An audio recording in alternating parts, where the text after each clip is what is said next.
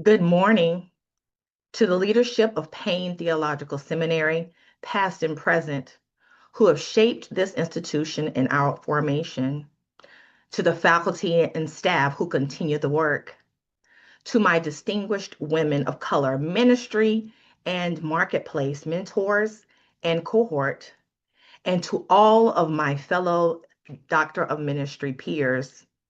It is an honor to share my personal reflection with you today. When Jesus healed the blind man at Bethsaida in Mark 8, the miracle unfolded in two stages.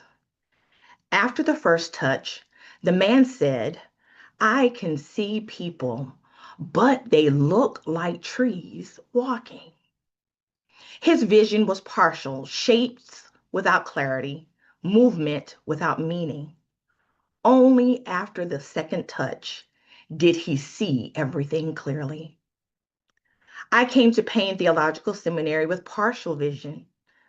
I could see my calling, but the contours were blurred. I saw leadership, but it looked like borrowed categories. Educator who preaches, administrator who pastors. Even as first vice president of the Women's Baptist Educational and Missionary Convention of South Carolina, I was leading within prescribed boundaries. I saw my gifts, but they seemed fragmented, disconnected, like trees walking. My cohort mentors gave me the second touch. When I earned my first doctorate in 2013, my desire to amplify my spiritual development and leadership was deeply personal. I knew my calling was executive support to senior pastors in spiritual formation, not the senior pulpit itself, but the work of forming spiritual lives behind the scenes. Having already experienced the breadth and depth of my voice on transformation in K-12 and higher education, I felt a personal mandate to become as fluent in theology as I was in educational leadership.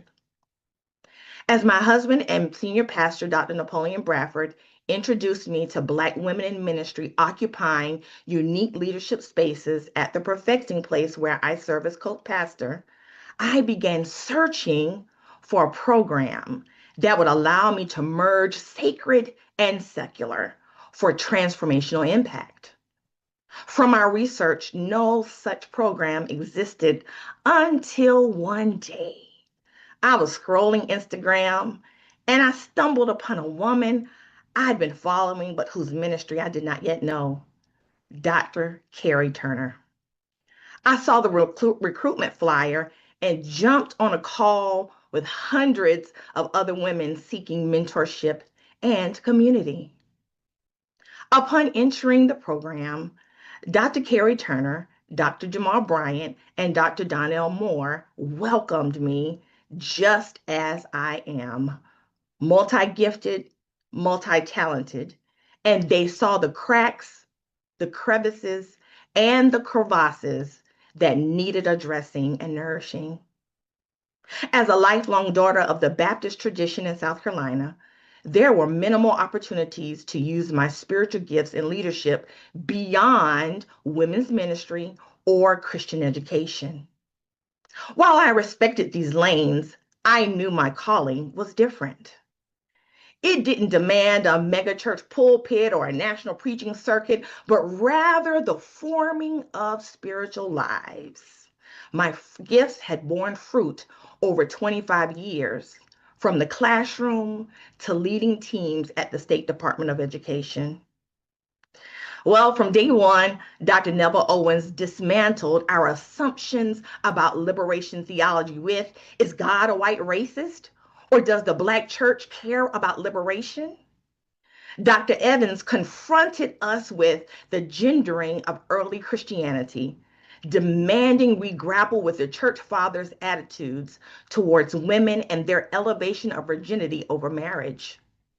Dr. Harris immersed us in the textual worlds of both the Hebrew scriptures and the New Testament, teaching us to move beyond translation into the original languages and cultural context that shape the biblical witness. Dr. Holly taught us to embrace a theological framework that systematizes God's design for creation, teaching our congregations to appreciate diversity, practice stewardship, and pursue ecological conversions that glorify God. Well, Payne fortified my foundation. Equally transformative was the pressure Dr. Jamal Bryant applied to our ministry at Impact as we become doctors of the faith. He demanded we become prolific voices in the church, scholars who could critically analyze community activism and the Black church's prophetic witness.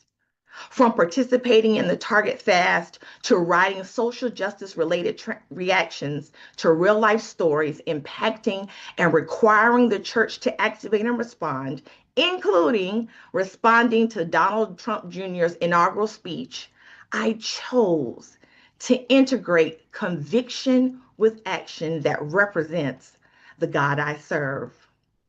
But it was Dr. Teresa Fry Brown's definition of mentorship encountered while writing my theoretical foundations paper that shifted my sight entirely. She wrote that mentors are individuals, groups, institutions, books, movies, songs, any source that guides, teaches, and sustains us. Effective mentors savor their work, strive for excellence, and know their limitations and learn while they instruct. They teach by precept and example. They know when to speak and when to listen, when to take their hands away so you can stand alone, and how to stand in the shadows and let you shine. Dr. Carrie Bryant continues to give us a diverse community of mentors. Dr. Kalita Forms taught me when the head hurts, that I cannot expect God to give me God's mind if I'm determined everything be birthed from mine. Alencia Johnson showed me in Flip the Tables that women leaders of color gain everything when the tables reflects all of our identities, shifting inclusion, from clarity to strategic, spiritual, and communal necessity. From Rena Lee to Dr. Prathia Hall, Polly Murray, Katie Cannon, Bishop Jacqueline McCullough, and Bishop Vashti Murphy McKenzie, I discovered expansive expressions of womanism. Mitzi Smith, I Found God in Me, confirmed that Black women's voices are not peripheral. They are central theological witnesses. Leaving us out impoverishes the church. Dr. Carrie Bryant, Dr. Jamal Bryant, and Dr. Donnell Moore didn't just welcome me into the program. They held a mirror and refused to let me look away. In that reflection, I saw three things I could not see alone. First, they revealed my voice as a systems theologian, not just as an educator turned pastor. Remember when Dr. Owens dismantled theology, when Dr. Evans exposed how the church fathers engendered salvation, when Dr. Harris pushed behind the biblical text into Hebrew and Greek, and when Dr. Holly handed us a theological framework for stewardship? Well, my mentors watched how I processed that rigor. They saw me build frameworks, connect organizational psychology to ecclesiology, trace policy implications through biblical mandates, and they named it. Karen, you don't just apply theology, you think systemically about how God orders creation, community, and transformation. I had been doing this work for 25 years without theological language. They gave me the vocabulary and the authority to claim it. Second, they ushered me into a womanist intellectual tradition that makes space for my distinctiveness. Remember when I shared growing up in the Baptist tradition and I had few opportunities to lead beyond women's ministry or Christian education? I respected those lanes, but I knew my calling was unique. What I didn't know was that my uniqueness had a genealogy. You see, through Dr. Carey's curation of socially conscious Black female theologians and womanist scholars like Forbes, Johnson Lee, Hall, Murray, Cannon, McCullough, and McKenzie, I learned that Black women have always led from the margins, always integrated sacred and secular, and always refused compartmentalization. Smith's I Found God in Me became my manifesto. Black women's theological voices are not peripheral, and leaving us behind truly impoverishes the Black church. My mentors didn't just introduce me to these women, they positioned me as their inheritor. Third, calling to mind the permission that it gave me to merge data and devotion without apology. You see, I came to Payne carrying a doctorate in education with a specialization in special education leadership, managing a $100 million ed tech portfolio, fluent in implementation science and state policy. But I feared rigor would be read as secular contamination and that my love of metrics would mark me as unspiritual. My mentors sanctified the integration. You see, when Dr. Carey, prayer warrior and intercessor, brought us into the brutal reality of the DEI rollbacks, confronting us with 300,000 Black women cast aside, their livelihoods threatened, their dignity under siege, she demanded we move from prayer to advocacy. From intercession to action on behalf of our sisters. She modeled the both and theory, petition and policy, warfare in the spirit and warfare in the streets. My mentors didn't tolerate my whole self, they required it. So, what does a Payne formed, cohort refined Karen Bradford do with this second touch? I build solutions in ministry and in marketplace. Through Rofi Circle, I create authentic belonging for Black women in ministry navigating isolation.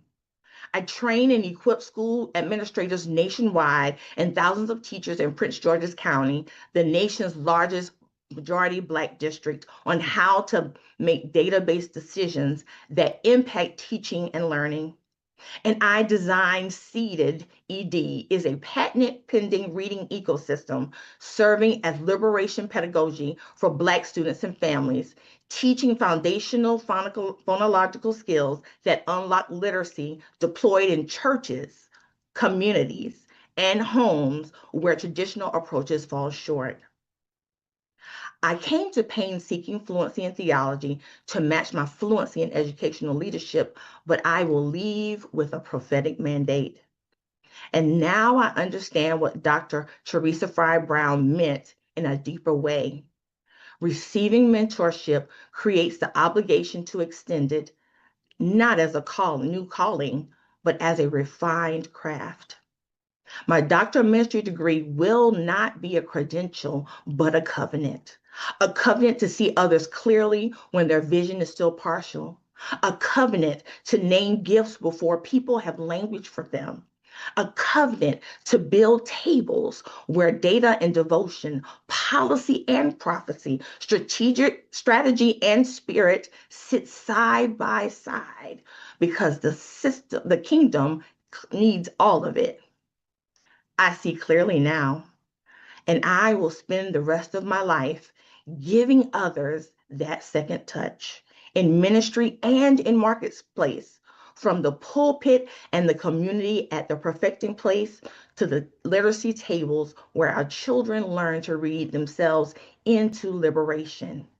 Because our children's brilliance was never the question, access was. Thank you.